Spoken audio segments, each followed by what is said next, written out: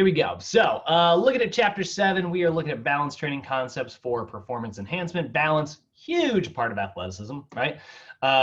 Making sure that it's funny, actually, my neighbors, your clients will always kind of make fun of like balance stuff because they're like, oh, this is so frustrating. You know, they're standing on one leg and they're like trying to do their exercise and they're like, crap, and they gotta like, you know, and it's like, remember, like recenter, like set your foot down if you need to and bring it back up and like tighten that core, squeeze your glute, keep your eyes on one spot, train that balance, like feel where your body's at and like squeeze, you know, don't go through the motions, like, you know, be conscious in this moment and like, you know, move the way you're supposed to move. That's the whole point of balance training, right? We're trying to develop proprioception and neuromuscular efficiency. Both those are like the two most important things. But your clients just hate it, you know, like your clients, like, I think it's like the begrudging hate, you know, like the kind of like, it's almost like how your trainer, your clients will kind of be like, oh, you're the worst.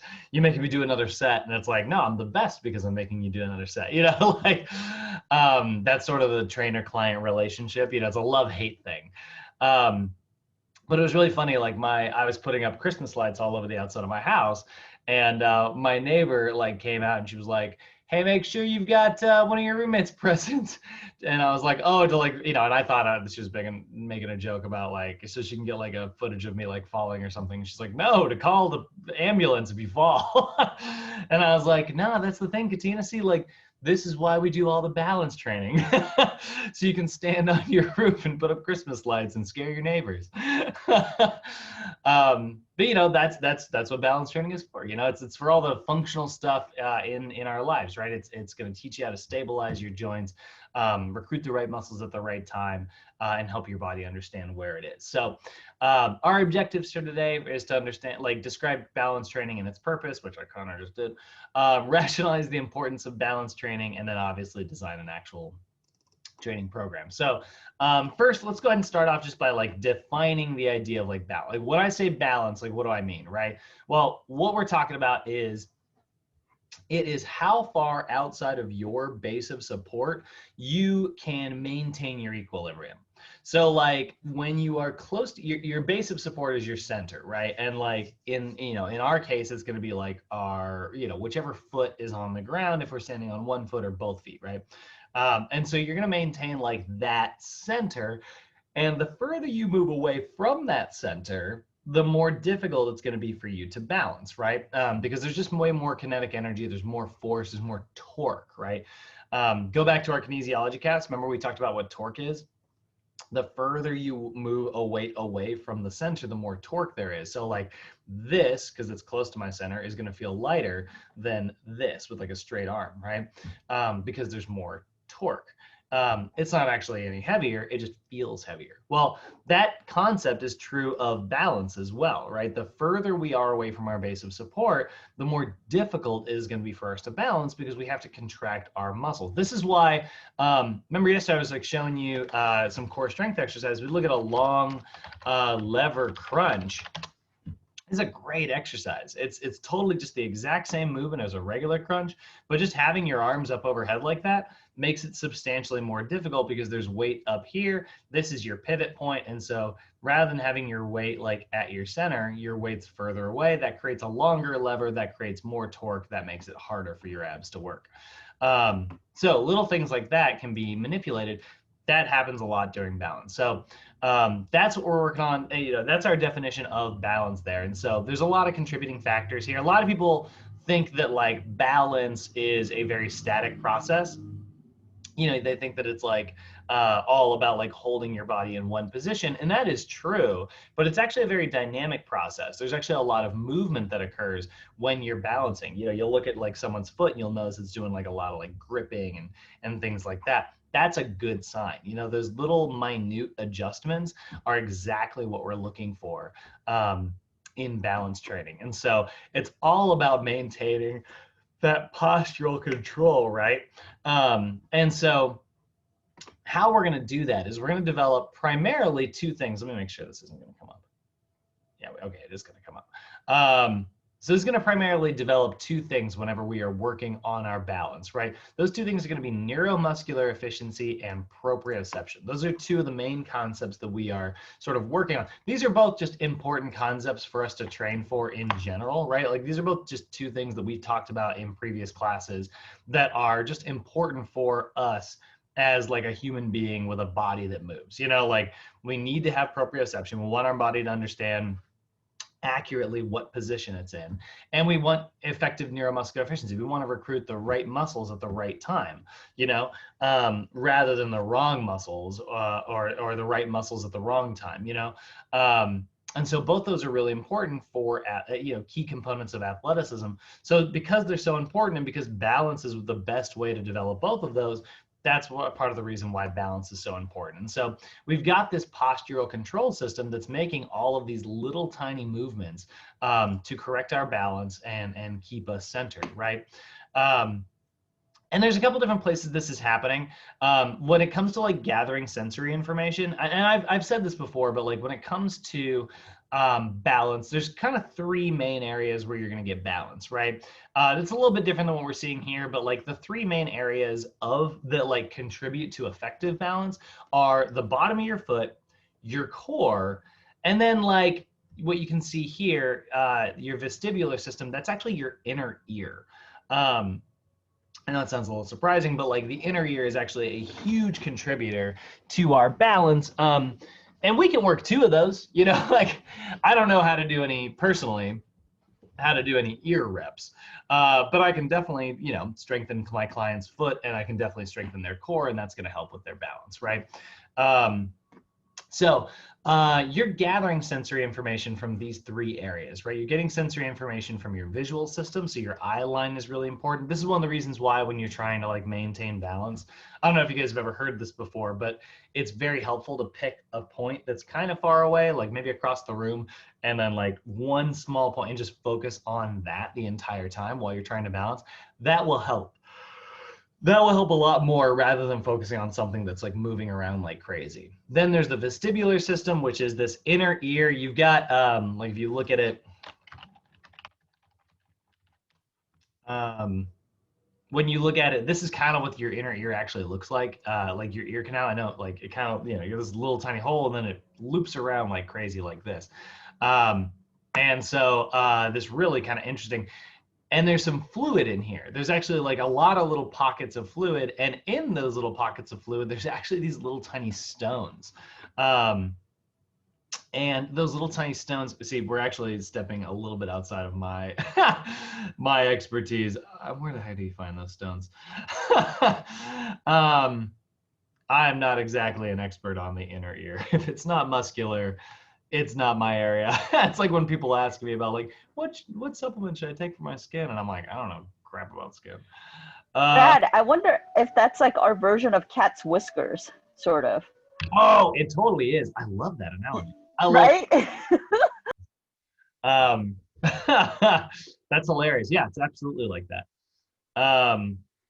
Oh man, I used to bother my cat so much. It was so funny. Whenever he was like taking a nap, I'd reach up and just very gently like take one of his and just like over, and then he would eventually be like, "What?" Oh, evil. um, it's so funny. I can't really find what I'm looking for. But there's a lot of fluid in here, and there are little stones in that fluid. So if you've ever heard of like vertigo, right? So because there's a term for this, and I should be able to just find it. Okay, there we go. So this little like stuff right here, right? These little stones. When you have like vertigo is this weird condition where you will see people actually where they'll actually start to like they'll lose their balance because what happens is their brain all of a sudden gets confused and it cannot tell what is up and what is down. And so their brain is trying to find like a reference point and figure out like, am I upright? Am I upside down? Like what position is my body in? And they lose their proprioception like crazy. And you'll see it, vertigo, you'll see it in like eye movement. It's pretty fascinating.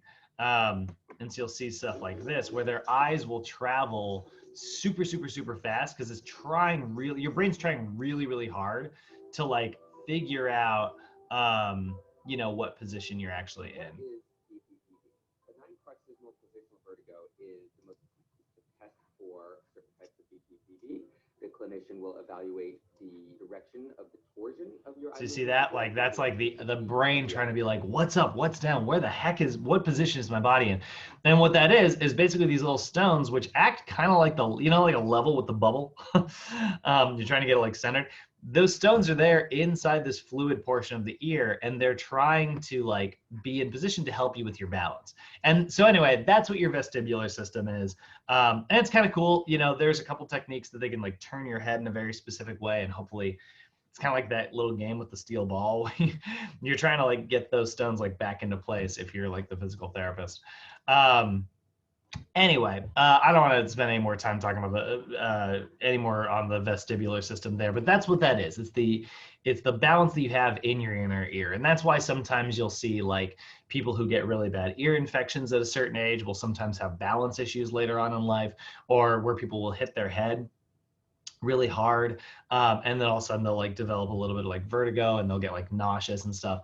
And if you ever have a client with vertigo, you know, you just have to be cautious. You want to try, it's almost like having a hypertensive client, even though those two things are totally unrelated. Basically, you just try to keep their body upright throughout the full of the workout. So if you're going to do like a chest exercise, you wouldn't do like a stability ball chest press because that lays their head down. Then all of a sudden they got to get back up, and it might cause them to get dizzy.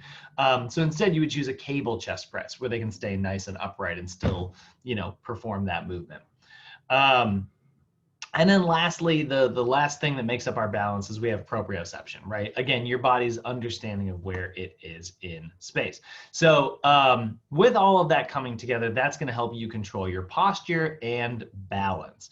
Now, so when we're talking about balance, one of the biggest things that it helps us develop is neuromuscular efficiency. And I know you guys have heard this term a million times before, but neuromuscular efficiency is the ability of your nervous system, right? So there's the neuro part, to recruit the correct muscles, there's your muscular system, the correct muscles at the right time for the right amount of force in the right plane of motion.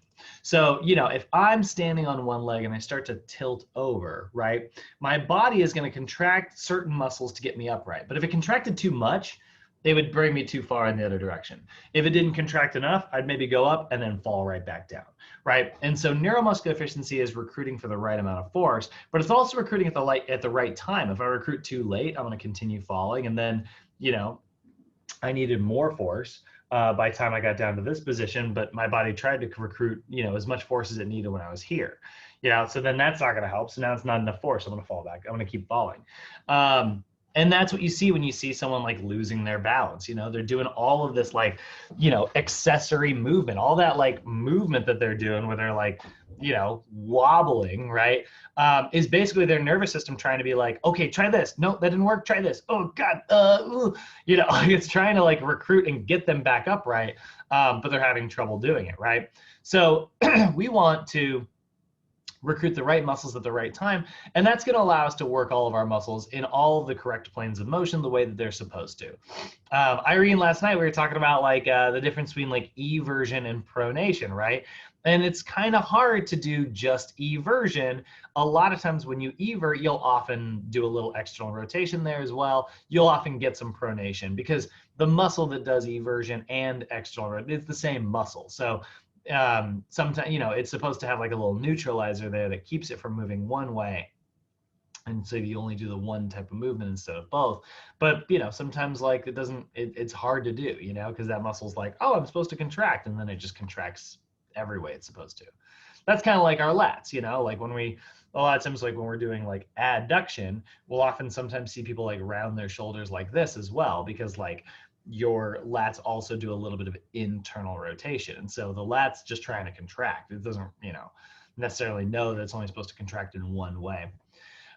So there's our neuromuscular efficiency, right? We might recruit the wrong muscles at the right time or the right muscles in the wrong plane of motion. So we want to be able to like develop the ability to, you know, recruit everything correctly the way it's supposed to. And that's going to give us optimal performance. That's going to give us better structural integrity. You know, all of the good stuff that we're looking for in like an exercise program. And the other nice thing about balance training is that it is also going to help us develop proprioception. Remember proprioception, we've got this big complicated definition here, the cumulative neural input from all proprioceptors, right? Basically all of the neural input from all muscle spindles, Golgi tendon organs, joint receptors, skin receptors, you know, the everything added up together input from every receptor, sensory receptor you've got in your body. That's your proprioception. My favorite way to define it is it's your body's ability to sense the relative position of adjacent body parts, your body's ability to understand where it is in space. Did I tell you guys, remember I told you about my kinesiology teacher? Have you ever not paying attention? Because this is like a small kinesiology, like the second kinesiology class that I took was actually a really small one. Normally, you know, a lot of classes you're in this like giant freaking, you know, situation with lots and lots of people, but it's kind of fun. It was a small class. And so this teacher, if you were not paying attention, they would yell, oh, we lost Noel. They would yell proprioception. And if you still weren't paying attention, like you would just keep doing whatever it was you were doing. But then all of a sudden what would happen is something would fly at you. And so like, whenever you hear the word proprioception, you wanted to like look up and like start looking around and get ready to like stop something from hitting you in the face. It was usually like a Nerf ball or like a, I think one time probably like a Nerf gun, but then like I got in trouble for that. Just bringing like a fake gun to campus. But like that's totally like, you know, something that would like kind of happen. It was just like, hey, spatial awareness, right? Be aware of your surroundings. If you're zoning out and not paying attention, you do not have proprioception. You don't have awareness of your surroundings. My favorite like version of proprioception is, you know, it's the way that Batman defeats Liam Neeson in Batman Begins. He's like, you never learn to mind your surroundings. He should have had better proprioception.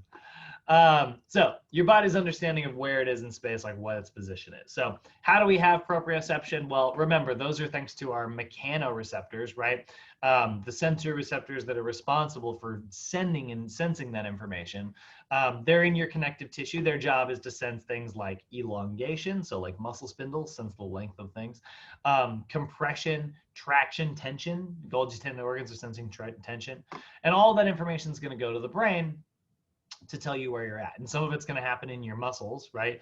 Like I said, muscle spindles, they sense stretch, but they also sense, like, don't forget, like one of the other important parts of muscle spindles is that they also sense the rate of length change. Like I always tell you guys that like muscle spindles are all about length and length changes, but don't forget they also sense the rate of that change. So if you change that rate really, really, really rapidly, you know, that muscle spindle is more likely to freak out, rather than if you do it nice and slow, then it's much more likely to not freak out, right? That's one of the reasons why we want to do like nice, gentle, slow stretches, you know, rather than like yoga at the speed of light, you know?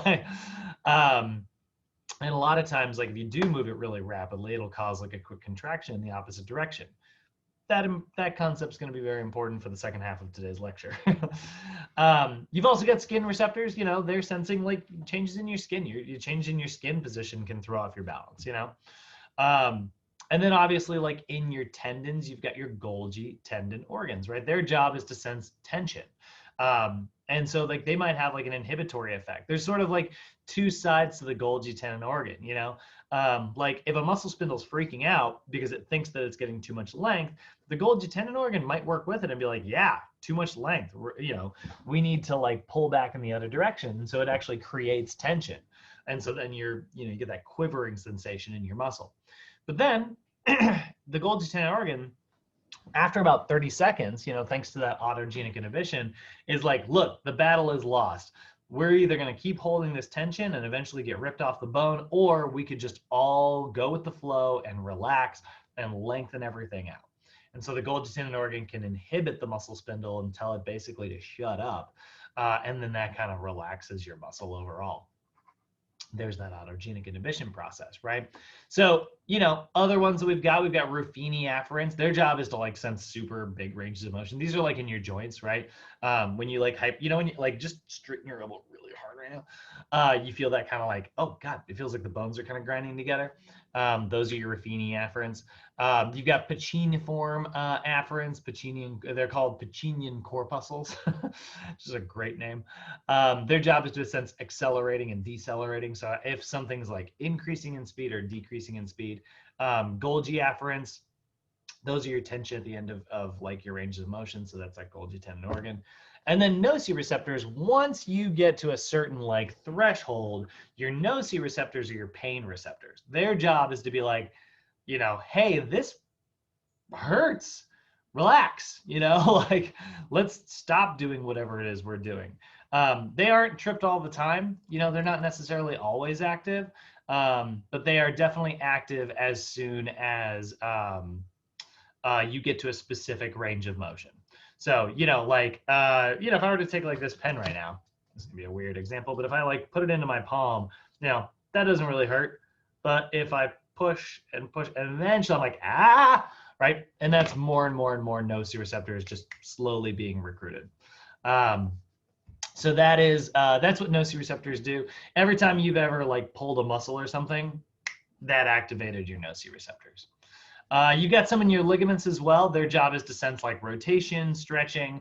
Your ligaments don't necessarily have the ability to like contract, but they are connected to your nervous system.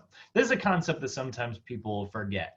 Like when you, I'm sure, think hard right now about the last time you took like a misstep, maybe you rolled your ankle just a little bit. All of a sudden you probably like popped up off of that leg really quickly. Like the second you took like a wrong step, your nervous system recognized it, was like, nope, not like that. And then just ripped that leg off the ground, which probably caused you to lose your balance just a little bit. It happens all the time. Or like sometimes like when I'm trail running, I'll hit like a rock. Not clipping it with my toe. I mean, that happens too, but like stepping really hard on a rock. And my shoes are really thin. So like sometimes it's like, bam, and I'm like, bottom of the foot, and my foot will leap up off the ground really, really, really quickly. That was a nociceptor situation, but the same thing happens in your ligaments, right? Your ligaments, they don't have the ability to contract, but they do have a connection to your nervous system. So when your nervous system notices something happen in a ligament, it will recruit certain muscles to cause certain movements. So don't make the mistake of thinking that your ligaments are contracting to adjust your posture. But if you have an alteration in posture and your ligament gets stretched in a way that it does not like, your nervous system will leverage the resources necessary to take the pressure off of that ligament, or cause that ligament to relax further. And that's where we get into like this kind of concept right here. So there is in your brain, if we go up to, we're looking at central processing here, right? Looking at your brain, there is what is called an anticipatory postural mechanism. And what that is basically, before you do like a quick jerk movement or something like that, or before you just like recruit your balance, your core sort of tightens down. Right? This is why, like, when you're watching like a horror movie or something like that, or when somebody jumps out and scares you, like you kind of like get all this tension all of a sudden. That's an anticipatory postural mechanism. It's like, I'm tight now. Do I need to run? And what's great about that is like that helps you with like stabilization, right? That's going to help you like hold everything in place in case you need to do some specific range of motion, specific movement, or whatever, right? So the anticipatory postural mechanism is one of the cool concepts here, right? I think this one's kind of fun, but it's where your body sort of recruits something ahead of time, in order to sort of get ahead of things, right? It's like putting away savings for a rainy day. Except that it happens like in lightning fast speed. So those are all the kind of things that are coming together to kind of make up your balance. I really like this chapter because like it has a little bit more information on balance than we've kind of seen in the past. If you guys have, I recommend reading it. It's a fun chapter to read through in that PES book. But looking at like the scientific rationale. So now kind of moving out of that, right now that we got all the sort of physiology out of the way. Let's go ahead and talk about like why it's so important for balance. And we've already kind of been like, you know, peppering that in so far, but we know that like prime mover function is, you know, prime movers are the main muscles that are moving your joints in really large ways. You know, like you think about like your pec performing like horizontal adduction and your middle traps performing horizontal abduction. You know, those are broad, big movements, and that's because these are prime movers. They're doing most of the work, but there's all these little stabilizers there as well. Look at the glutes, right? Your glutes are doing a lot of the big main like hip extension, but you've got all those little tiny like postural control muscles that are in there as well. And if you have poor balance, you know, that prime mover is doing this big broad movement, but again, it's kind of like it's big broad movement, you know. It's like trying to use a coloring book, and you know, you got to get all these little tiny like thin lines, but instead you've got a marker that's like that fat, you know, and you're trying to like color in this. It's hard to do, you know. So prime movers really are not supposed to do the primary job of stabilization. That's where you have all these little micro muscles that are surrounding your joints. This is why like NASM puts so much emphasis on the idea of like stabilization exercises, and like not using traditional weight training machines. Like, here's the thing. I don't want to be the guy I used to be, which is like, you know, this snobby trainer who is like, I never use machines. I only use stabilization exercises. You know, like I'm only ever using dumbbells, barbells, and unstable movements like a TRX suspension trainer. I think you get a lot of that in gyms. I think you get a lot of like this elitist, you know, kind of nonsense stuff sometimes.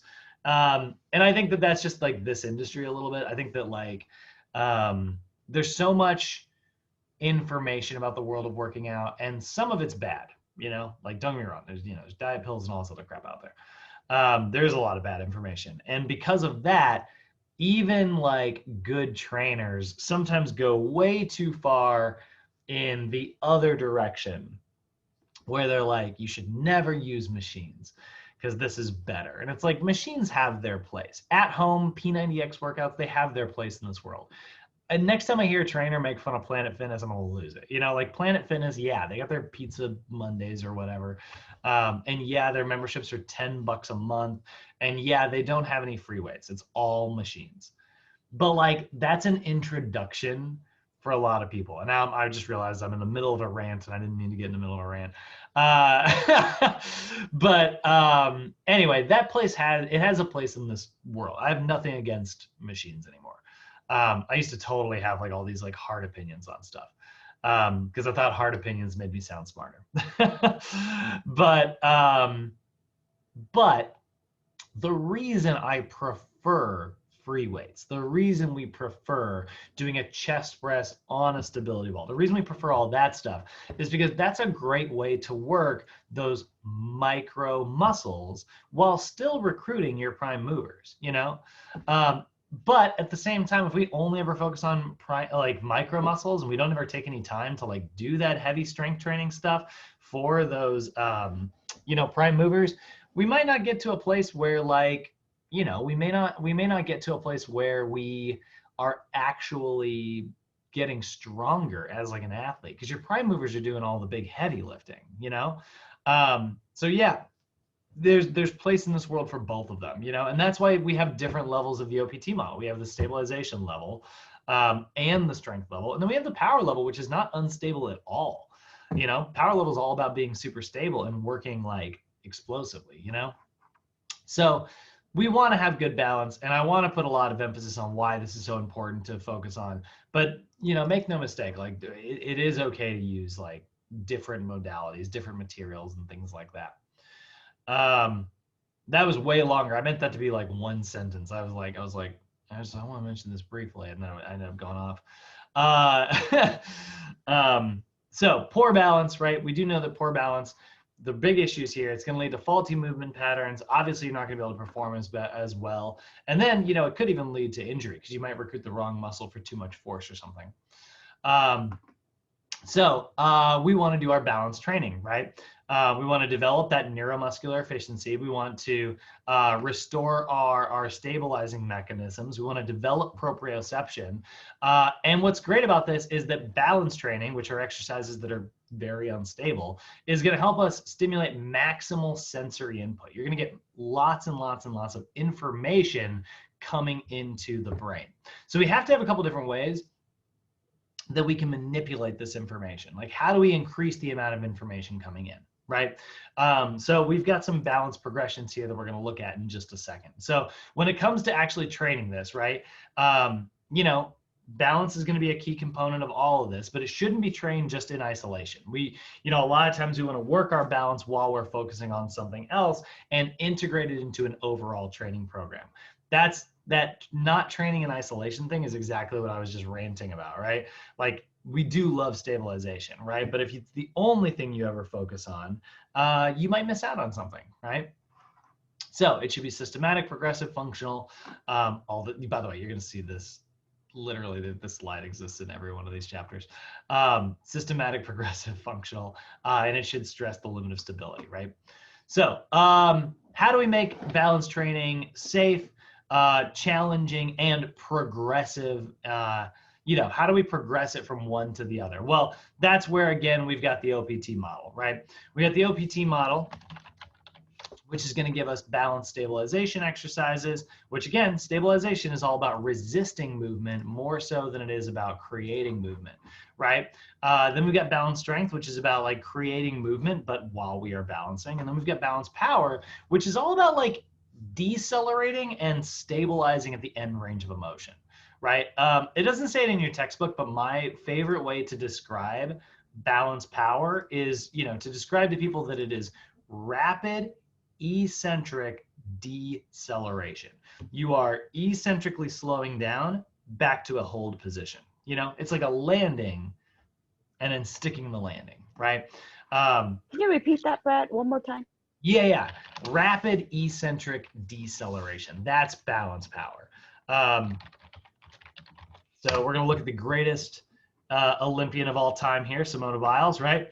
And you'll notice, let's get to, of course. Oh, good. It's a Jack Daniels commercial. Not the time, Jack Daniels. we are in fitness class. All right, I want to see here. Okay, I actually do not want to see a floor routine. I'm looking for more of like a vaulting situation. Although, wait, I guess at the end she'll do it. Oh, no. Nope. Vault. I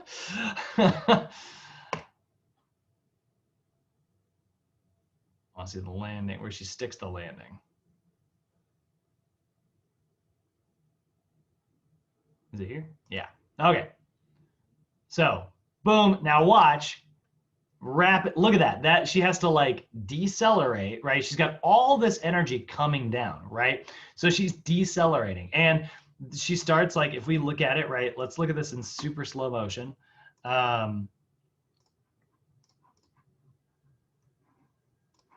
So if we look at that,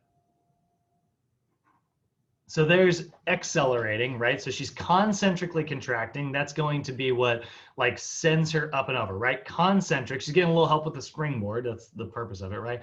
And then watch, she does like a little knee bend. She's got, look at her, she got plantar flexion, and then she lands into dorsiflexion, right? Knee flexion. She goes into that decelerating motion. So she is lengthening, you know, she's lengthening, you know, the muscles in like her calves, right? Because they're going from plantar flexion into dorsiflexion. So that's a lengthening action, right?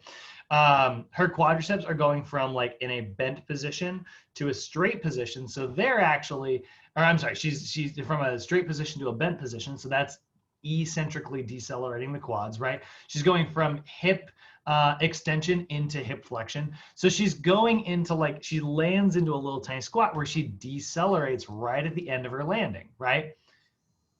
Decelerates. Those muscles are lengthening, and they're doing it at the freaking speed of light. She just came off this like crazy backflip thing.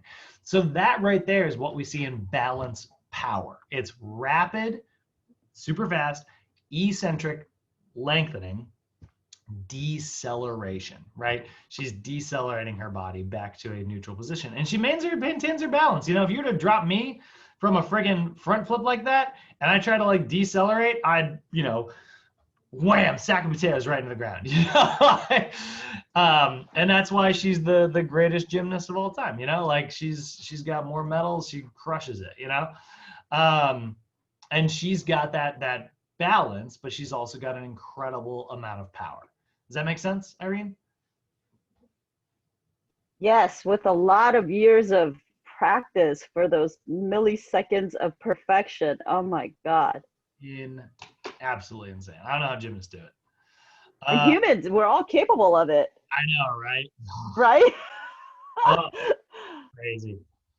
All right. So talking about our progression before we dive into our balance training here, I do want to describe this progression again. I do recommend you guys get this progression memorized. I think this can make a really good flashcard. But remember, like when it comes to balancing, if we're trying to make things harder, right? How do we, you know, a lot of times when you ask somebody how to make something harder in the gym, they're going to go, make it heavier, right? That's not necessarily wrong, but making something heavier is a concept related to strength, right? If our concept that we're aiming for is better stability, then making something heavier does not make something harder stabilization wise. It just makes your muscles learn how to recruit for greater force. Doesn't teach your muscles how to recruit for greater stability. So if we want to develop stability, we need to move through this progression right here. We're going to start on the floor. That's going to be our foundation for everything. Then we're going to introduce like a balance beam, right?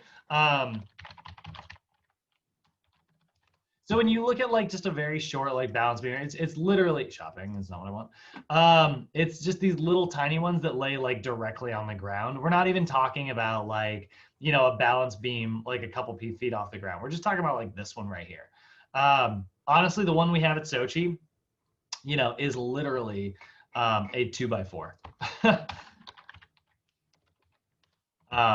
I think Manny made it. It's literally a 2x4. Yeah, there it is. That's a perfect balance beam. There's nothing wrong with just exactly that.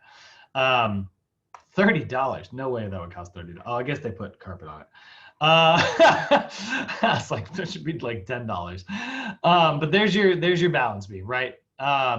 So that does not necessarily, the balance beam doesn't necessarily add any ranges of motion, right? This is very similar to the floor. It's still like a flat surface, but what it does do is it changes your visual input just a little bit, right? And it does have just a little bit of limiting factor, you know, proprioceptively wise, you'll be able to feel that you have to stay on this narrow path.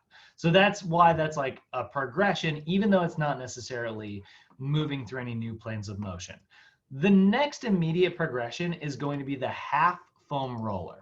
Okay, so the half foam roller is a foam roller that's literally been chopped in half like this, and it's used for balance exercises, right?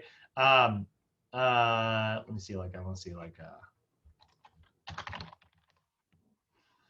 So what you would do is you would stand on it, right? Here's a really good example, right? Now she's standing on it and it can move through one plane of motion, right? Because this is a, you know, a half cylinder, it can only move like this, right? So she's going to be moving through one plane of motion. It's going to tilt her to her left and it's going to tilt her to her right when she's learning how to balance. So if she was standing on one leg, right, there's double half foam roller squats, right?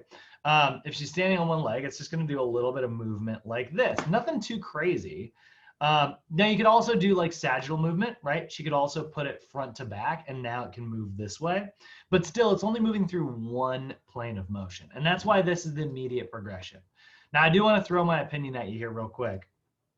I actually think the half foam roller is harder than the AirX pad. I actually think the AirX pad is pretty easy, but the AirX pad is technically a progression compared to the half foam roller.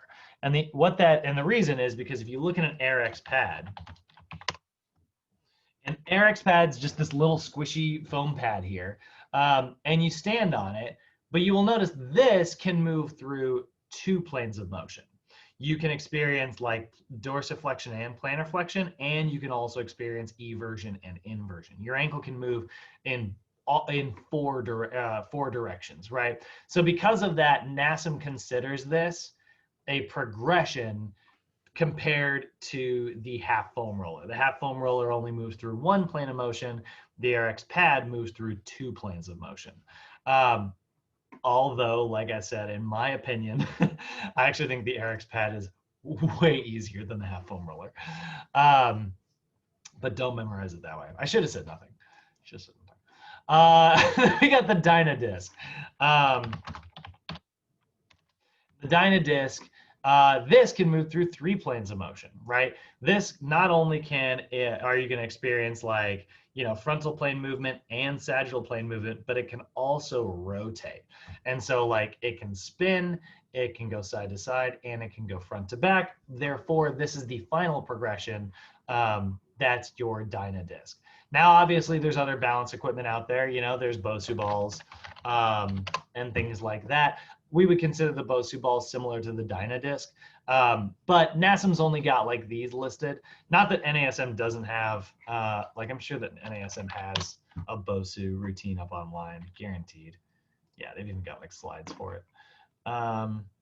Stand up and succeed. Stand up paddleboard. What?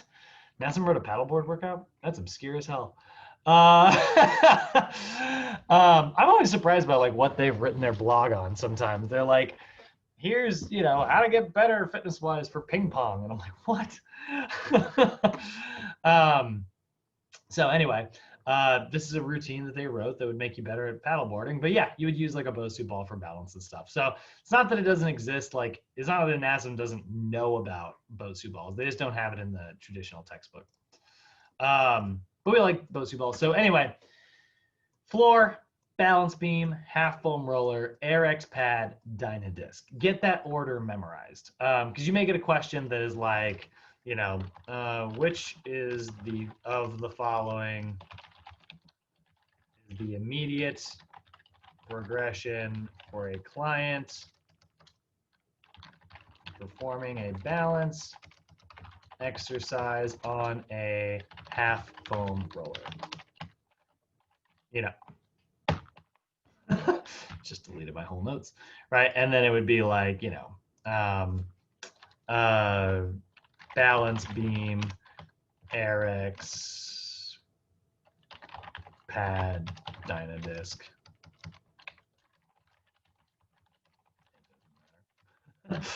Right, and so that we know that like if it's the half foam roller is the question, then the immediate progression to that is the RX pad, right? So you may get a question like that someday. So I definitely want you guys to have these progressions memorized. I don't know why I just went through the process of typing that whole thing out. I could have just said it out loud. So that's your balance training, right? And those are your progressives. So let's go ahead and talk about like how we're going to do this in a program design aspect, right? So if our client is in stabilization, we are going to choose, we're training for balance and we're in the stabilization phase. So guess what? We are going to do balance stabilization exercises. Oh, hold on. My internet's crapping out. Don't you do it. Don't you disconnect. It happened yesterday and I'm lost my temper. Okay. So balance stabilization exercises, right? How do we spot one in the wild? How do we know if it's a balance stabilization or a balance strength? Well, balance stabilization exercises are balance exercises that involve little to no movement of your balance leg. So, your balance leg's not moving. It doesn't mean that there cannot be movement, right? Single leg lift and chop. Right, so if you look at this exercise here, the single leg lift and chop, right? So he's going to take this medicine ball from low to high. And you can see he's balancing. Like, look at all the work his foot's doing here, right? If you look, I don't know if you can see behind the banner there, but like, see how his foot's doing all these little like tiny contractions, right? That's a perfect example of like, balance in action, right? Like I said, and then you can see like he's squeezing his core, right? Like I said, bottom of the foot, core, and then inner ear, which we're not doing much for that last one. But again, his balance leg, his stance leg is not moving.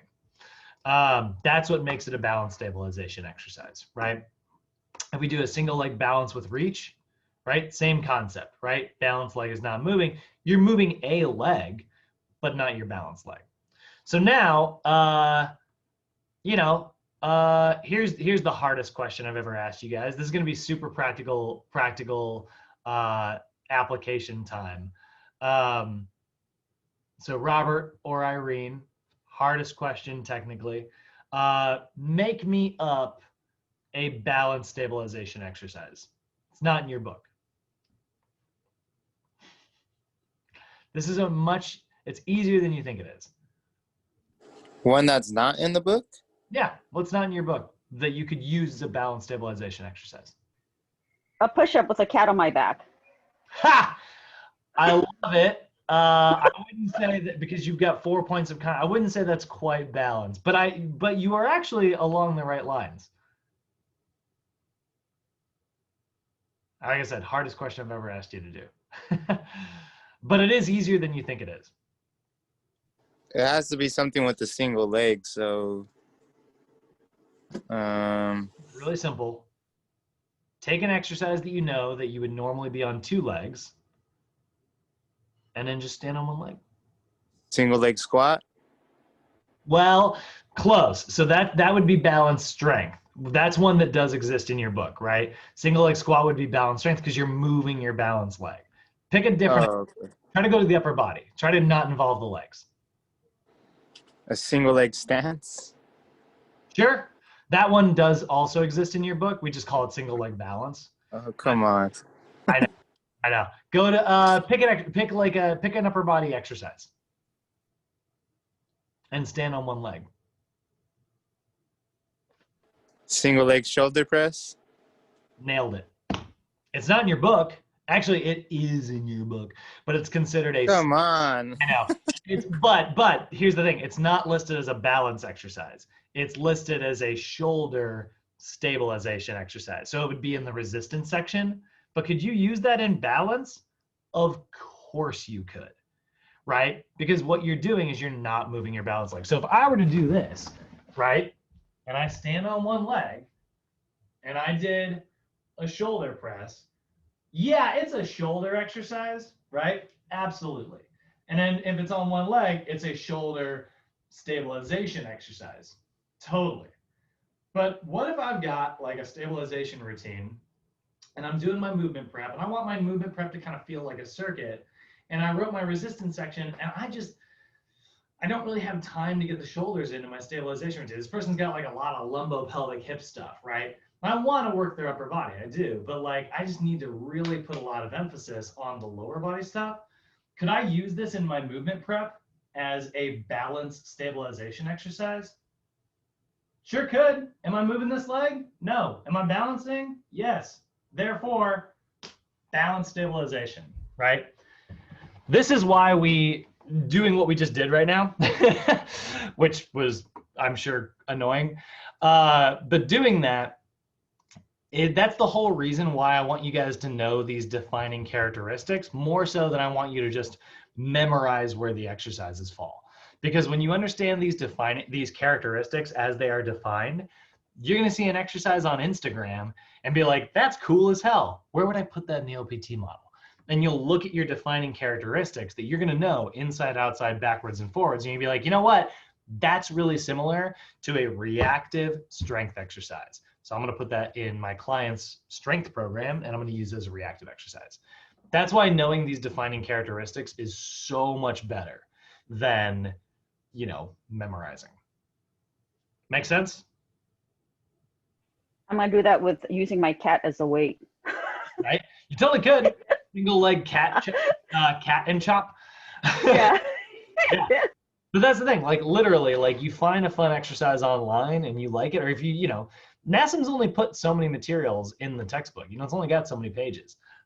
So learning these defining characteristics can allow you to, put stuff where it belongs and still be systematic and progressive, So defining characteristic, balance stabilization exercises that involve little to no movement of the balance leg.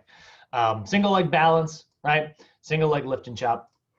Then we've got so here's like the single leg arm motion. This is actually an exercise that used to be in the old book. It's not in there anymore.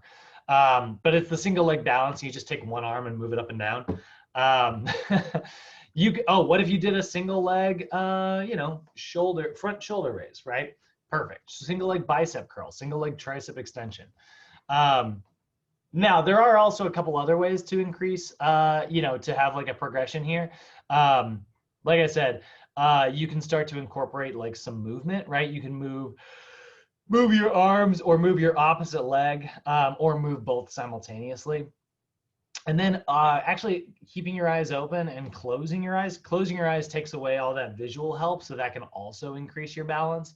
That's why you watch like any martial arts movie, and at some point, you know, they're going to do a blindfold activity. Adding a little bit of rotation, moving slowly is going to be, you know, before, you know, moving fast is a progression from moving slow. But those are all like sort of different other ways that we can progress things as well. Now, if your client is in the strength level, right, we're developing strength and we're doing balance still. So guess what? It's called balance strength exercises. So how do you define a balance strength exercises? Well, these are balance exercises that involve a full dynamic, so under movement, eccentric and concentric range of motion of the balance leg.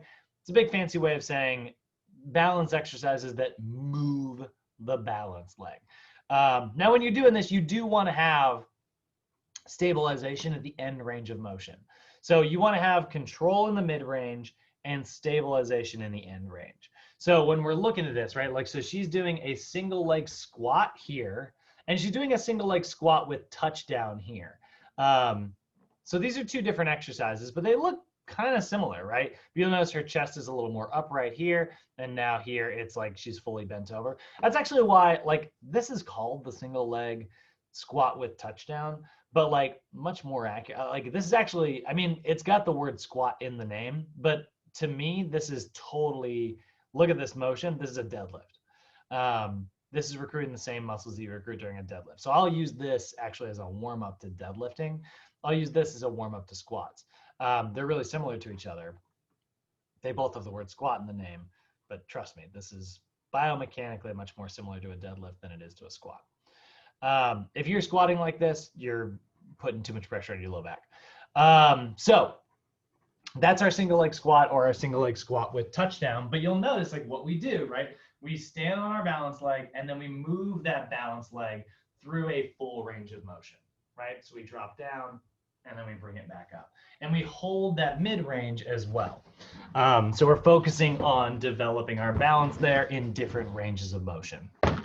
And lastly, we've got balance power, right? We're in the power level, we're doing balance exercises, so they're balance power, right? Balance exercises that involve a full range of motion at functionally applicable speed. So again, balance power is all about that rapid eccentric deceleration. I actually don't know if NASM even has any good ones. Single leg hop to stabilization. Come on, hook me up. Okay, yeah. Depends on how he does this. Yep, so there we go, right? Like, so he is rapidly eccentrically decelerating on that balance leg, right? That is going to fall under balance power. Now, you'll notice he's holding his landing. 1, 2, 3, right? So he's holding his landing for 3 to 5 seconds. So this exercise is performed very similarly. Like, a lot of students sometimes struggle with mixing up balance power and what we're about to get to in plyometrics, plyometric stabilization. They actually look somewhat similar. But remember, plyometric stabilization is on 2 legs. Balance power is on 1 leg. So like single leg box jump to stabilization. That's 2 legs, 2 legs, 2 legs, 2. Yeah, of course they didn't put it on there. That's why I usually just do it in the gym. So all of these are, she's jumping up with 2 legs, right? In this version. If you were to jump with 1 leg, actually, I guess we can just go single leg box jump. All right, this is going to be a non-NASM person. But he's going to stand on one leg, and he's going to jump with one leg, and he's going to land on the box. At least I hope so, if he ever decides to do it. Whoop. And he held his landing for 3 to 5 seconds. So there we go. That's actually a perfect demo, right? That right there is a balance power exercise. He had to do, I mean, obviously he had to do rapid concentric accelerating to get up, but that's not really what we're training. What the focus of this exercise is the rapid eccentric decelerating during his landing. That's the balance power part that we're really looking at. And it is a hopping motion, which means single leg jumping, right?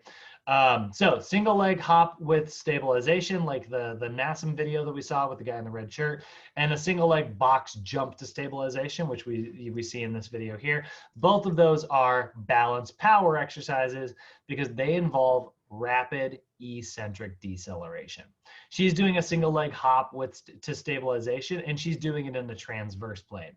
So she's on her right leg there, and she's going to leap. She's going to land on her left leg. That also counts as like a hopping motion, jumping from one leg to the other. So both those are actually really, really good. But I prefer the ones where you sort of jump and land with the same leg. Personally, I just think they're a little harder and a little more dynamic. But both are good. I got nothing inside it. So again, in the end, kind of summarizing everything up, if you get a client in stabilization, you're going to choose balance stabilization exercises. Those are exercises that do not move your balance leg. If your client's in phase 2, 3, or 4, that's the strength level. So you're going to give them balance strength exercises, which are balance exercises that do move your balance leg through a full range of motion. And then if your client's in phase 5, which is level 3, they're on the power level, you're going to give them balance power exercises, which are balance exercises that move the balance leg rapidly, right? At functionally applicable speeds is what we would say. So, and then balance power in phase 6. Remember, phase 6 is sports specific training. So, it would be doing something related to your specific athletic event, So questions, comments, concerns. How you guys feeling?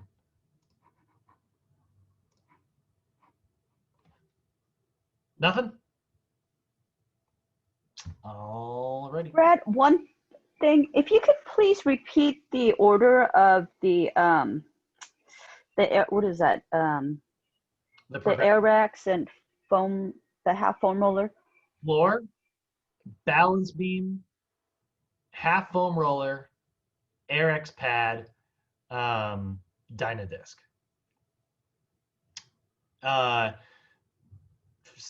Just the regular old floor, just the regular old balance beam, add 1 plane of motion, add 2 planes of motion, add 3 planes of motion. So again, floor, balance beam, half foam roller, AirX pad, Dynadisc. Got it? Yeah, I like that half foam roller. Get one. They're cheap. Yeah. Watch this. I think they're like $6.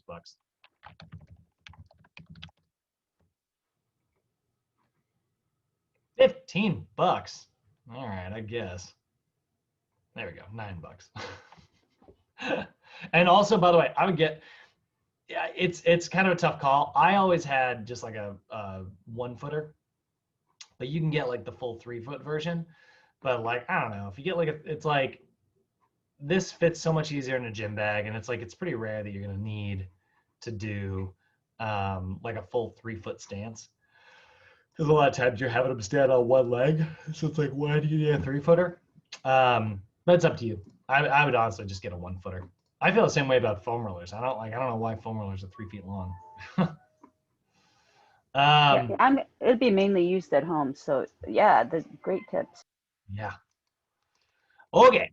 So let's look at plyo training. Let's look at the reactive stuff, right? So plyometrics, by the way, this book loves to use the term plyometrics instead of saying reactive. Quick question. Yeah. Just to go back to that balance really quick. no one is susceptible to doing balance training, right? Like people with vertigo or people with, you know, thing. Vertigo is okay. You just got to make sure you keep them upright. Okay. So like it's about changing the position of their head. So like if you had somebody with vertigo, you could give them balance strength exercises, but you would give them like a single leg squat. If you were to give them like a single leg RDL, right? That's that one where it's like really deadlifty where you like hinge at the waist and you go down, like taking their head down like this. That is something with vertigo you want to totally avoid. Also, balance exercises are okay with clients who have like, hypertension, but you have to make sure they don't hold their breath. And people are notorious for trying to hold their breath during balance exercises. So sometimes you'll hear people say, don't do balance training with hypertensive clients because it raises tension. And it's like, I mean, as long as you get them to breathe properly, they're fine. That's kind of a personal opinion of mine. But sometimes you'll see balance exercises on the do not list for high blood pressure clients. But I think that's just really because of the breathing,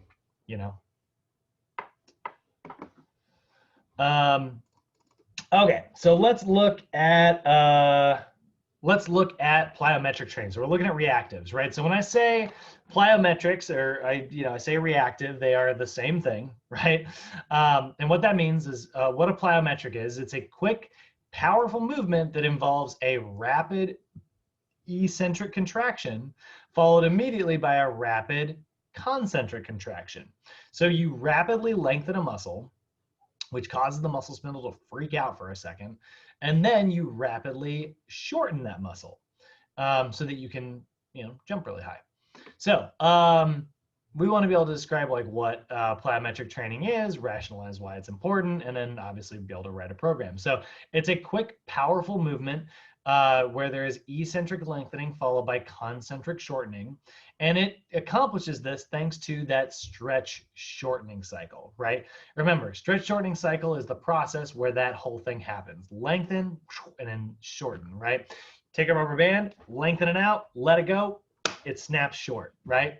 It is an example of a stretch reflex. Stretch reflexes are spinal reflexes, right? They are something that happens so quickly that your brain doesn't want to even let the information get all the way up to, I'm sorry, not your brain. Your nervous system doesn't even want to let the information get all the way up to your brain. It's such a strong signal that your spine makes a very simple reaction for you. And that way, like, it doesn't have to go to the brain, where the brain is like overthinks everything. The brain's like, should I contract the muscles really quickly? Like it's like, no. The spine's like, nope, go the other way. And so that's why it's considered a simple spinal reflex. So we love plyometrics because it is all about doing what we normally do in stabilization, but doing them at super fast speed. So we see this force reduction and force production in like this really fast cycle here. In order to be able to do that, you have to have proper like stabilization and neuromuscular efficiency, right? We want to make sure that we're recruiting the right muscles and we're learning how to like stabilize. If you can't stabilize, you certainly can't move quickly, right? So when we're talking about like, I want to make sure that this word's not going to come up again. Yeah. So when we're talking about like performing this movement, right, this super rapid movement, you got to remember that like stretch shortening cycles, right, are where you do this rapid lengthening.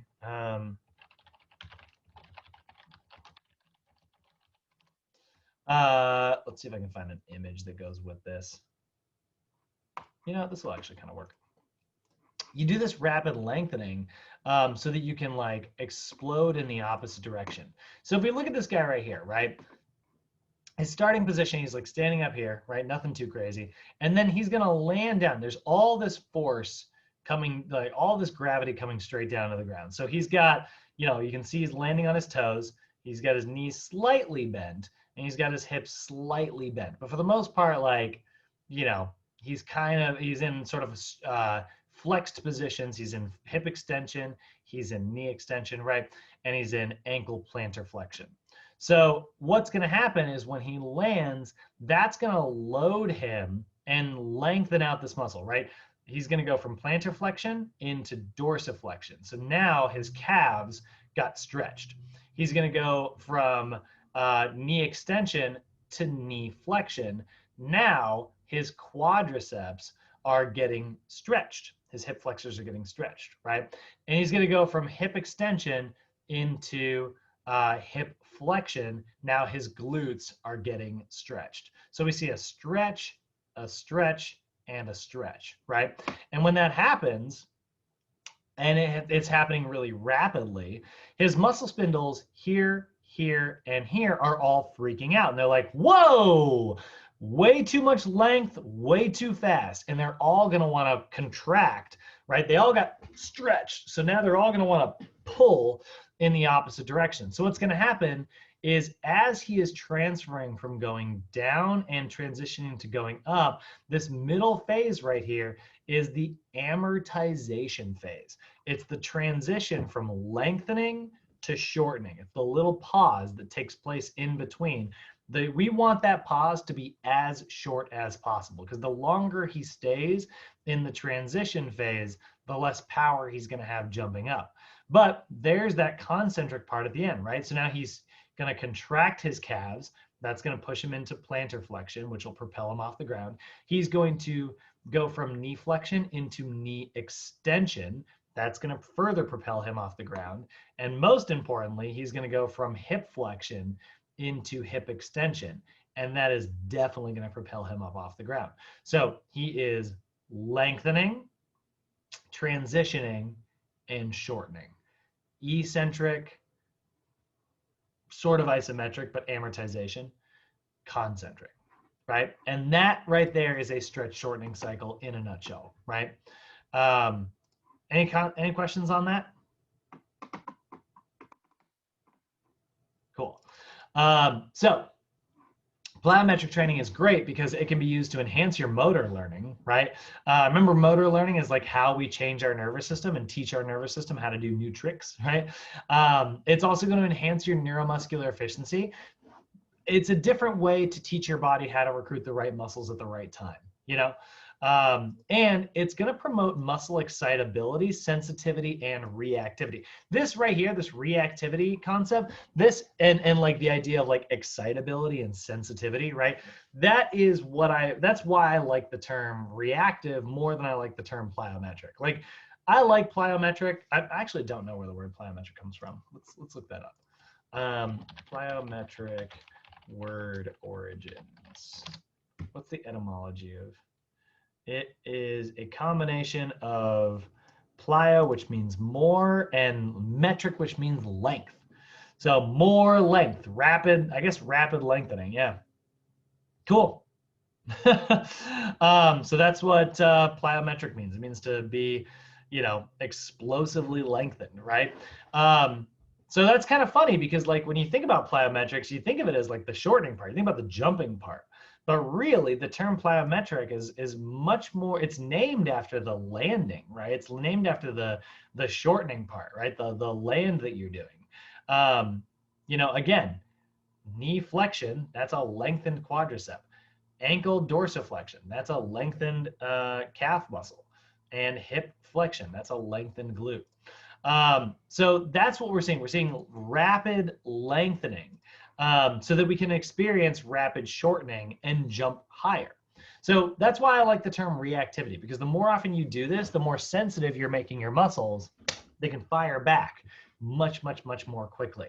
So it will enhance your rate of force production, right? Our ability to recruit force quickly is going to be enhanced by training plyometrics and reactive exercises. So you're going to get greater motor unit recruitment. You're going to get more neurons contracting more muscle fibers. You're going to get a faster firing rate of those neurons. And you're going to have better synchronization between each of the individual neurons. They're all going to work together, right? These concepts here are also the same concepts that we see in the power level of the OPT model, right? So you're really focusing on power a lot of the time. This is what's kind of funny. Like sometimes people accuse NASM. I've gotten this a couple times where people are like, "Oh, you're like an NASM term." I'm like, "Yeah," and they're like, "Oh, so you're a little more like on the gentle corrective exercise side of things. It's like, I'm more of like an athletic trainer. I focus on like the hard explosive stuff. And I'm like, what are you talking about? Like NASM does like the hard stuff as well. You know, like exercise is as hard as you, the trainer, make it. But I get where they're coming from. Like NASM's kind of, you know, it's in the name. It's the National Academy of Sports Medicine, right? It's like, it's all about corrective exercise. It is about that. But like, it's funny because like NASM's incorporating explosive movements from start to finish in the OPT model. It has plyometric exercises built in from day one in the movement preparation section. So you're learning greater motor unit recruitment, greater rate coding, and synchronization from the start. You're just doing it in a way that's very progressive. We obviously sports are a huge part of like plyometric training, right? Or at least I should say plyometric training is a huge part of sports, right? Because sports are all about like, you know, a lot of like what sports come down to is it's like who can do the same movement faster, you know? All movements are a series of like these really quick stretch shortening cycles. So, you know, when you look at like two athletes playing basketball, and you know, one of them does like a crossover and jukes this way and then turns this way.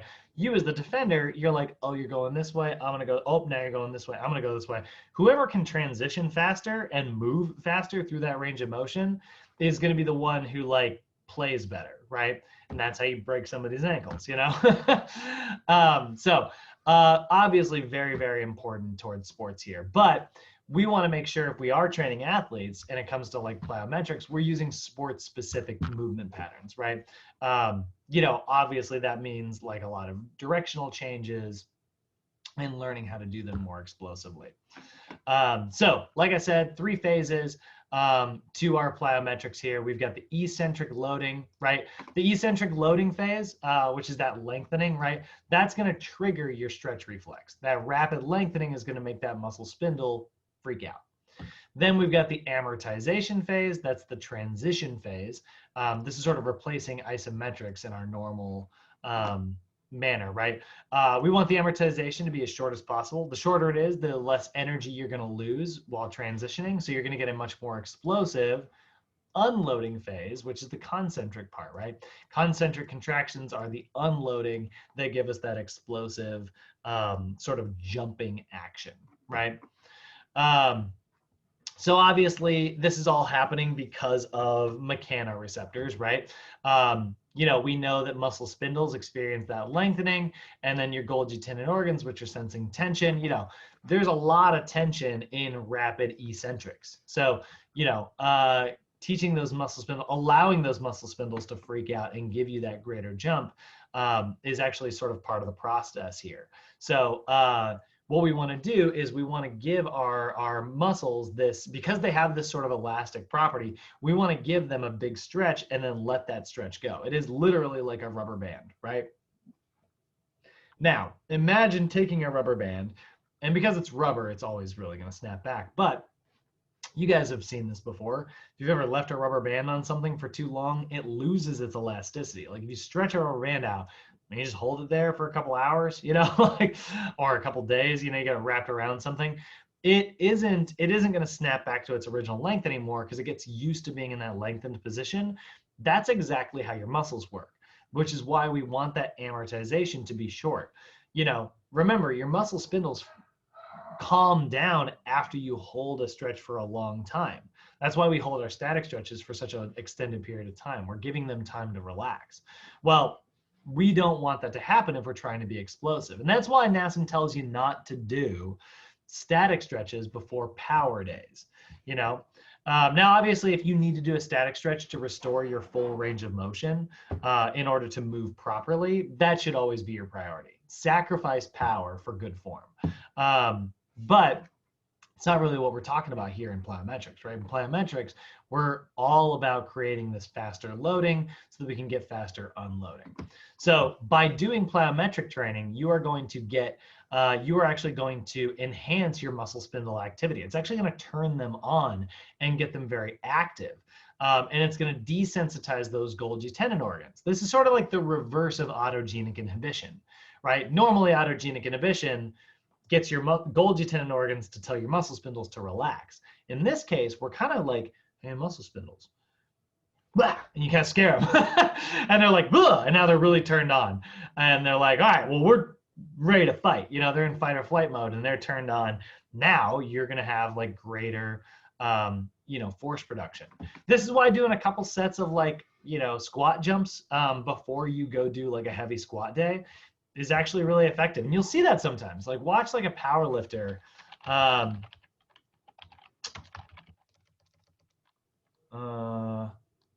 Let's see here. This is going to be such an obscure thing for me to try to look up. Power lifter heavy barbell squat record.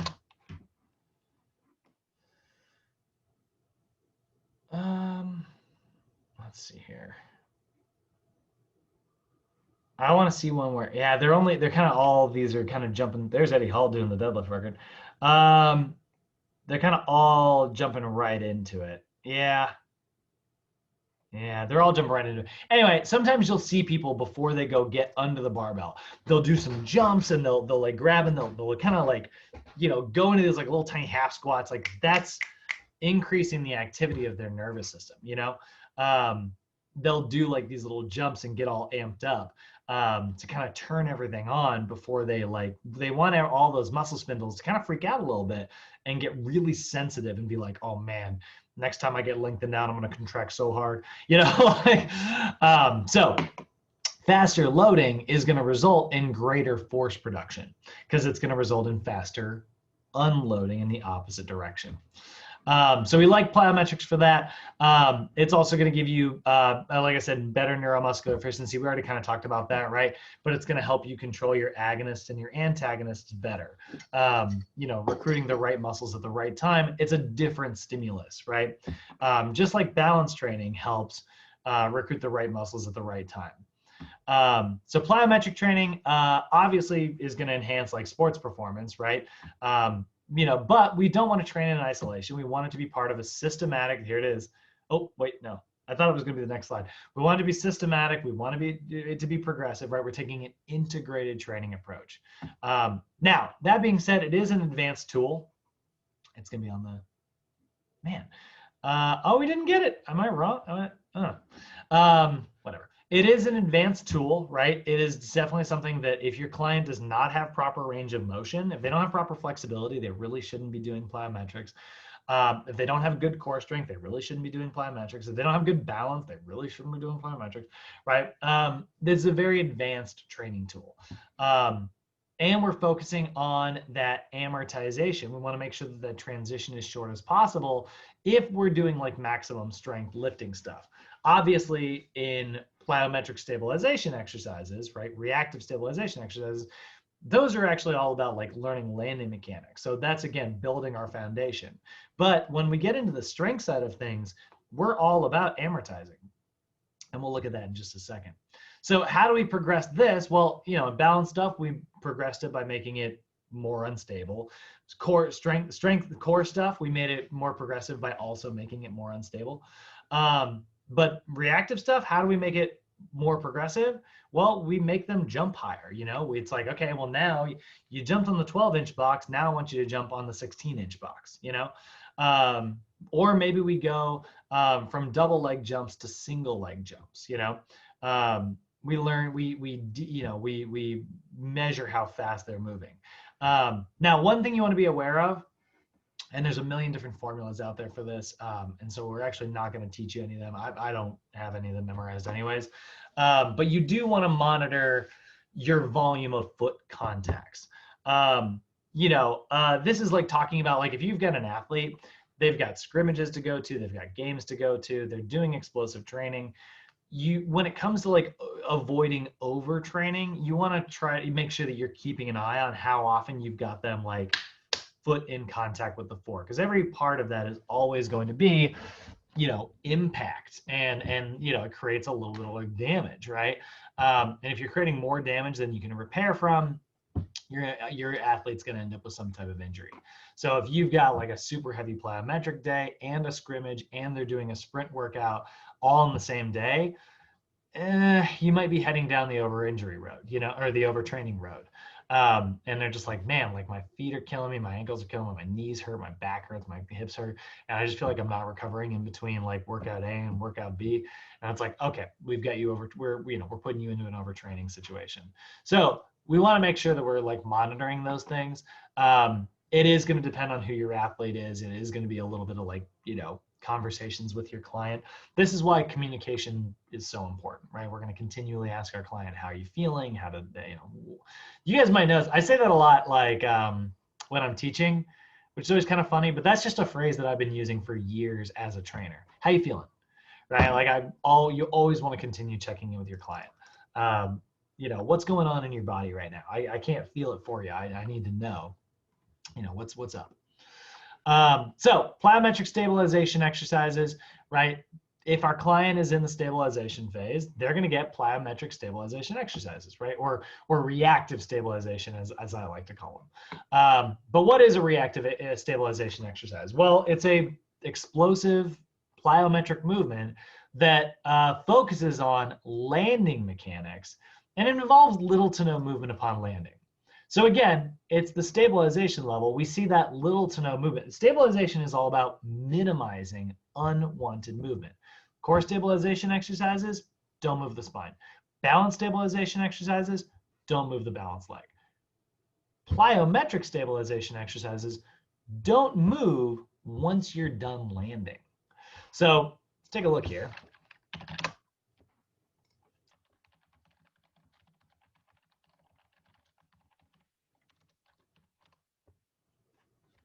Box jump to stabilization. She jumps and she holds, right? And notice, by the way, watch, she goes down, like see how she like descends in, right? So, hold on. Right? Eccentric lengthening, concentric shortening, eccentric lengthening. Are you kidding me? Does she not stabilize? NASA, it's on your YouTube channel. She's not holding her landing. It literally says how to do a box jump with stabilization. That is bull crap. Whoever is running their YouTube channel goofed.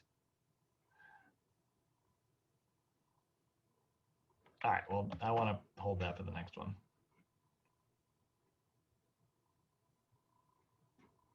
I don't blame the fitness model, by the way. I blame their YouTube channel. Okay, there we go. Here's a squat jump to stabilization. She holds her landing, right?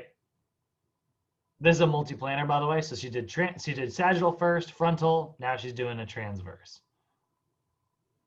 right? Each one of those, she held her landing about 3 seconds, 3 to 5 seconds, right? So those are your balance stabilization exercises. The box jump to stabilization, right? Land, hold the landing, right? Tuck jump to stabilization, which is not here. That would be doing a tuck jump is where you drive your knees in. I don't know if we're actually going to be able to find this.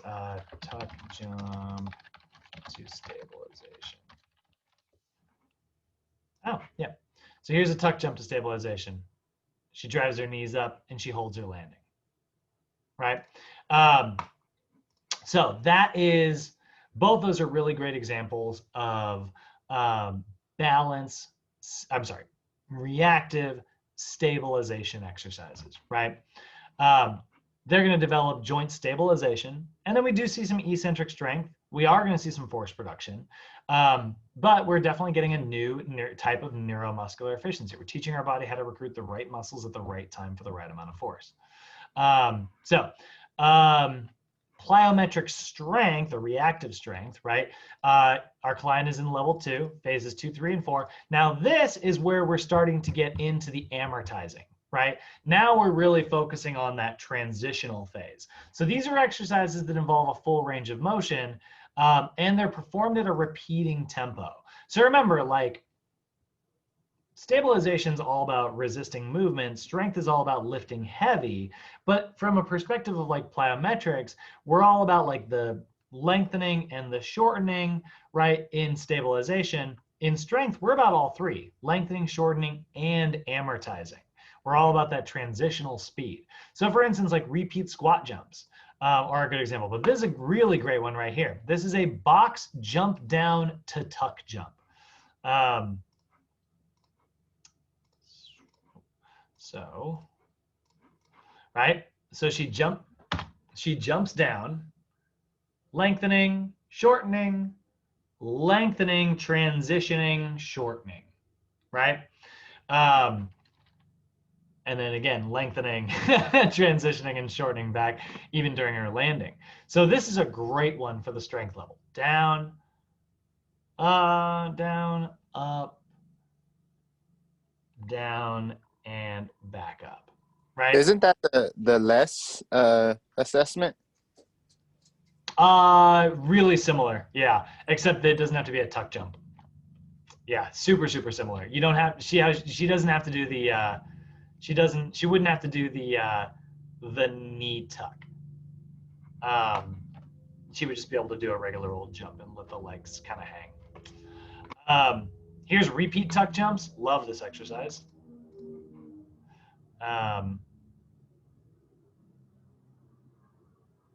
So tuck jump, and then she's going to go down and right into her next one. So she's performing this at a repeating tempo. This is how you apply things in the strength level because it's all about transition time, right? So really what you're training for is like this big transition from lengthening, transition, shortening, right? Lengthening, transitioning, shortening. Lengthening, transitioning, shortening, right? And that's really what we're seeing in this. That's what we're looking for in a repetitive tempo, right? So box jump to repeat squat jumps or split lunges, right? Split lunge is a good one where you're switching, from lunge A to lunge B. You're kind of going back and forth, left leg, right leg, left leg, right leg. And then lastly, we've got plyometric power or reactive power, right? These are reactive exercises that are performed as fast as possible. You are looking to force yourself into rapid eccentric lengthening. So you're actually looking for your ability to like transition between these two even more explosively, almost like you're forcing yourself from one rep to the next. So some really good examples here. You can see this is a depth jump progression. So like, here's the depth jump, right? Which would be kind of reactive strength by itself. But then if they go into like a depth jump to bounding situation, bounding is basically, let me show you what bounding is.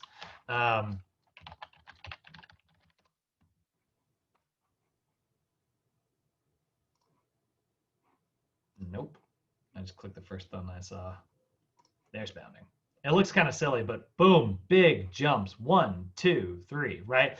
Bounding is a great example of something that could be used as SAQ, but this is a really great plyometric power. He is transitioning rapidly from one to the next. The faster he does his left leg, guess what? The faster he can do his right leg, right? So that's a classic. Man, that's nailing it. That guy's crushing it. That looks great. I wish my bounding looked that good. So like he looks so freaking graceful. But you can see see how look at the little leg snap. Look at that, man. Sorry, I'm just blown away by how good this guy looks in his freaking bounding. Watch this like snap that he's got at the bottom, right? Up, snap. And he just is just perfect with that knee extension. Again, the faster you can do your left, the faster you can do your right. And so that's what we're looking for in like a bounding situation. We've also got, let's look at another good version.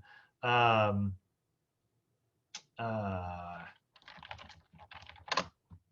skaters are my favorite example. Oh, of course, yeah, ice. It's gonna pull up videos of ice skaters. Ice skater exercise. I like it, but she's not quite. I'm looking for. There we go. This girl's nailing it. I was like, those other two are way too slow. Let's play this at regular speed so we can see it real fast. Oh, actually, Oh, I thought she was moving really fast. This is totally at an LA Fitness, by the way. Oh, it says LA Fitness in the corner. All right, she's kind of going a little slow in between each transition. It probably has a lot to do with those goofy ass shoes. That's not terrible. I don't hate it, but if you're doing an ice skaters, you really do want them to be a little more explosive. That's a little better. A little faster at the end there. You know, as absolutely explosive as possible. Let's look at let's find like a NFL player ice skaters exercise.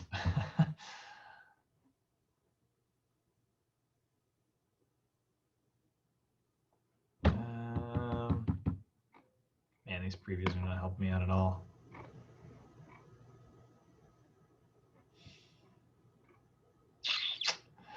All right, well, wait, I just realized.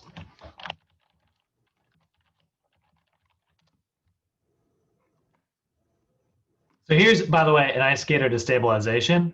This would fall under balance power, right? She's got the rapid deceleration. She's balancing on one leg where she's holding it, but repeat ice skaters where she's moving explosively. There we go, that's a little better. Explosively between, you know, rep 1 and rep 2, she's amortizing in between, right? So because like her left rep forces her into her right rep, that's very, very explosive. And that is why that falls under plyometric power. Anytime like high knees, that's a classic example of plyometric power. Depth jumps, boundings, all those things that are explosive, forcing you from one to the next, that's reactive power. So if we got a client in phase 1, they're going to get plyometric stabilization. Phases 2, 3, and 4, plyometric strength. Phase 5, plyometric power. Phase 6, sports-specific plyometric power, something that's related directly to your activity. So let's go ahead and whip all of this up into a program here. I want to build a strength version, a stabilization version, and a power version. So we're going to do a warm up and a cool down here, right? So we can delete this, client's name. This is going to be an example, stabilization, warm up / move prep. Right, and we'll say this is month, we're gonna put our client in phase 1, so we'll say this is January 1st, 2021, right? So we're gonna perform corrective flexibility, right? Because it's our first month. So we're gonna go with SMR. Let's go with the calves, because everybody needs them. Calves, hip flexors, and lats, right? Those are kind of the classic. Then we're going to do a static wall calf stretch, a static kneeling hip flexor stretch, and a static ball lat stretch. Throw them on the treadmill for 5 minutes, right? Actually, let's go with a recumbent bike, just because I'm tired of using the treadmill for every example. 1 set of everything. And then let's go, you know what, actually, just for the sake of argument, because I never do it, and I am looking for just a little bit of variety at this one, let's go 2, 2, 2. And we'll go 30 seconds each, right? 30 seconds on everything. Put them on the treadmill for 5 minutes. If they got a heart rate monitor, we'd say like 50 to 60% heart rate max, right? Should hold a conversation very easily, right? So you really shouldn't have any hard time like speaking if they're only warming up. Then because they're in the stabilization phase, right? We are going to do a core stabilization exercise. So let's go with the classic. We're gonna go with the plank, right? So prone, iso abs, AKA plank, right? Let's go with a balanced stabilization exercise. Let's go single leg lift and chop. And with our reactive stabilization exercise, let's go with a box jump to stabilization, right? Now, for our reps, obviously we're going to go over these when we get to big chart day. But let's go with 3 sets of everything. And let's go with like 30 seconds on the plank. Let's go with 6 reps each on the lift and chop and 8 reps on their box jump to stabilization. This isn't isometric. This is going to be at a slow tempo, and this is going to be hold, landing, 3 to 5 seconds, right? Right. Or you know what I could do? I can always, I often write hold, land, 3 to 5 seconds there, but I could say like tempo 3 to 5 seconds, and on coaching tips say hold, landing, 3 to 5 seconds. There's nothing wrong. You know, this is your own take on things. And then we'll do like 0 seconds, or we'll do this as like a circuit. Give them 60 seconds of rest at the end there. And there we go, right? It's a stabilization client, so we picked static stretches plus SMR. We picked a core stabilization, a balance stabilization, and a reactive stabilization exercise. And then for our cool down, we can literally repeat this in reverse if we want to. We could obviously pick different exercises as well, but it's not bad, right? So there's sort of month 1 there. Let's set this up and we'll call this month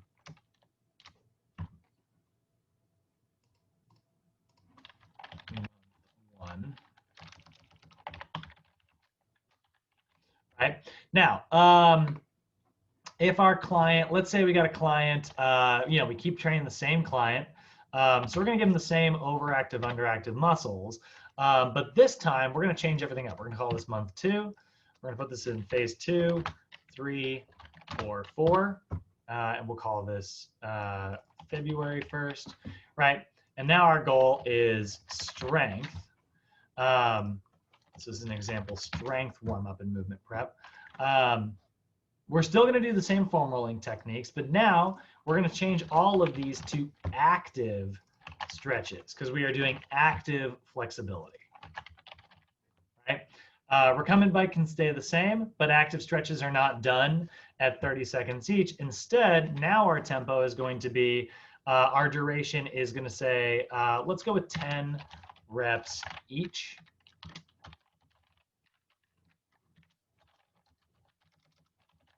And in my coaching tip, I'm going to say hold each repetition for 1 to 2 seconds, right?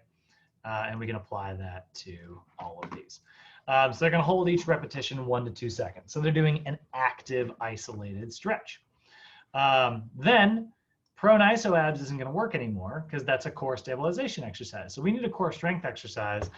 Let's go with a stability ball long lever. Yeah, stability ball long lever crunch because I really like that one. We need to do a balanced strength exercise. So let's go with a single leg squat touchdown. So you get that little deadlifting action in there. And then instead of a box jump to stabilization, let's do repeat tuck jumps, right? So now we went core strength, balance strength, reactive strength. We're going to keep it 3 sets because I kind of like that. With our crunch, let's go with 12 repetitions there. Single leg squat touchdown, let's go with 12 repetitions each. And with our repeat tuck jumps, let's go with 10 repetitions, right? Our tempo is going to be medium. Our tempo is going to be medium. And our tempo is repeating. And now we do not want to hold our landings anymore. We want our landings to be as short as possible because we want to get that stretch reflex. But in terms of our cool down, since the workout's over, we can still do corrective flexibility. We can totally instead focus on giving them that you know, corrective flexibility at the end. I don't care about static stretches once the workout's over, right? I don't care if I make their muscles groggy. They're leaving the gym, you know? What are they going to do? Not move in the parking lot as fast? So that's totally fine. Now in power, we're going to move our client into March here. This is going to be phase 5. and our goal now is maximal power, right? So now we don't want to do active stretches. We don't want to do static stretches. We want to do, I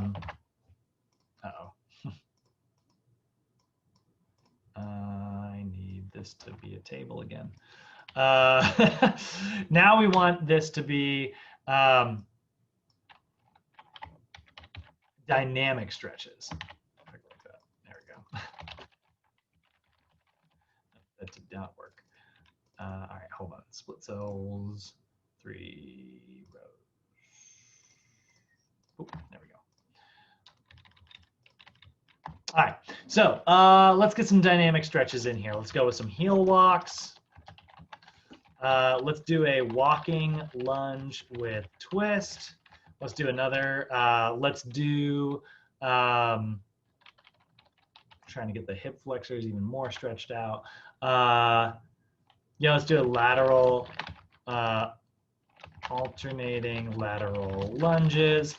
And for the lats, we'll go with like arm circles.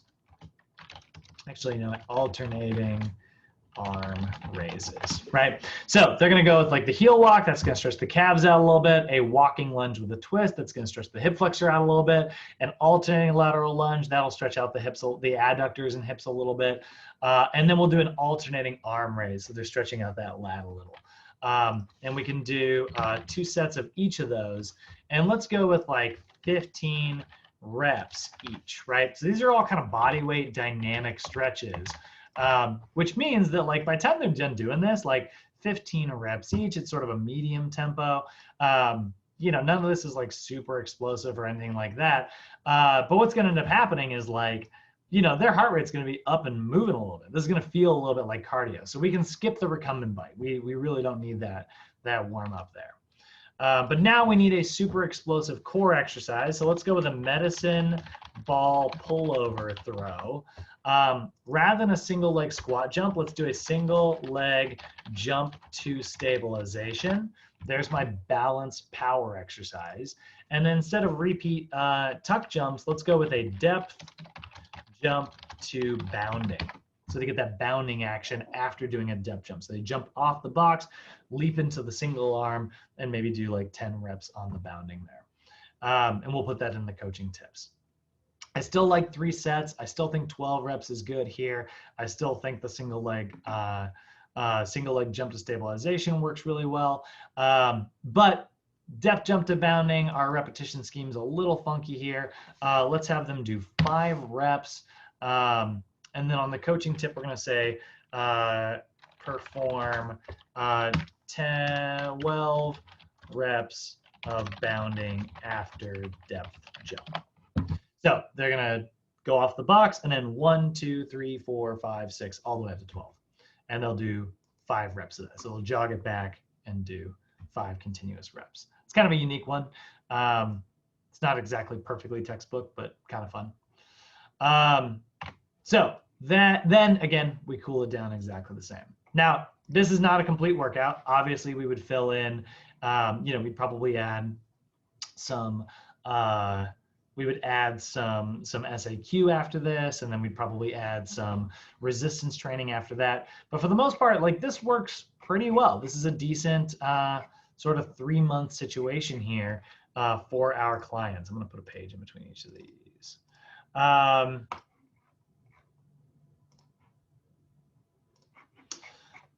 And we'll continue building on this tomorrow, actually. Example.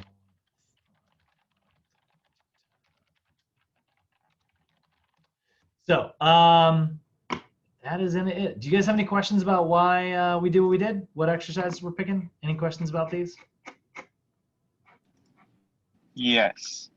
I seen for your balance power, you had the ending with stabilization, but I thought. Where am I at? Power. Balance power. So, yeah, single leg. Nope. Single leg jump to stabilization. That one. So because it's a balance exercise, right? It'll have the word stabilization in it because you're going to jump on one leg, land on that same leg, or maybe you jump on one leg and land on the opposite leg. Either way, you're landing on one leg and you want to, ooh, actually that reminds me, coaching tip, hold landing 3 to 5 seconds. So it looks really similar, really similar to plyometric stabilization, but this is a balanced power. They look similar, but plyometric stabilization is on 2 legs, balanced power is on 1 leg. Because it's on 1 leg, that's what makes it a balance exercise. Okay, I was getting it mixed up with plyometric stabilization. That's what. Yeah, they look super similar. Yeah. Like squat jump to stabilization is a plyometric exercise in the stabilization level. Single leg squat jump to stabilization is a balance exercise in the power level. That's a weird one because normally we see things jump, 1 category. That one sort of does a 2 category jump. But yeah, I get that. That one always confuses people. All right. Oh, and I have one more question. I'm sorry. Yeah, no, please. When we're doing reactive training, does the distance of how far we do our jump matter? Like, should we raise the jump from a foot to 2 feet or 3 feet or something like that? You know what I'm saying? Before we move on to plyometric, from plyometric stabilization to plyometric strength? It depends. So remember the goal of all plyometrics, like how do we make stuff harder in the stabilization level? Well, generally we make stuff more unstable. How do we make stuff harder in the strength level? Well, generally we make stuff heavier. How do you make stuff harder in the power level? Well, we make stuff faster, right? With plyometric stabilization exercises, you don't want them landing on some like soft squishy pad because that's pretty dangerous. But the goal is, like to be plyometric. So yeah, you could make things, higher for them to have to jump. And that would make it like more challenging. In the strength level, same concept, right? Or you can make them move faster in the strength level. And in the power level, it's really just all about like both of those things coming together, like higher and faster. So you would increase the distance of making something higher in stabilization. Yeah. Okay. Yep. Because it's a plyometric. And that's it. All right. All right, guys. Homework 2 is going to go out today. So keep an eye out for that. It'll go up on Canvas here in a little bit. But other than that, I ain't got nothing else for you. So I will see you tomorrow.